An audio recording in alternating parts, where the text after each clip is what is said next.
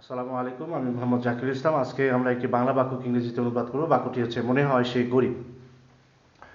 তো এখানে মনে হয় ইংরেজিটা আমরা কয়েকটা দিতে পারি, সিম অথবা appear.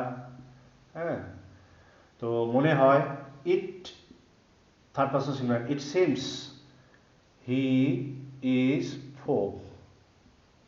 It seems he is poor, it appears he is poor. It seems he is poor, মনে হয় সে গরিব। ইট সিমস হি ইজ পোর, মনে হয় সে গরিব।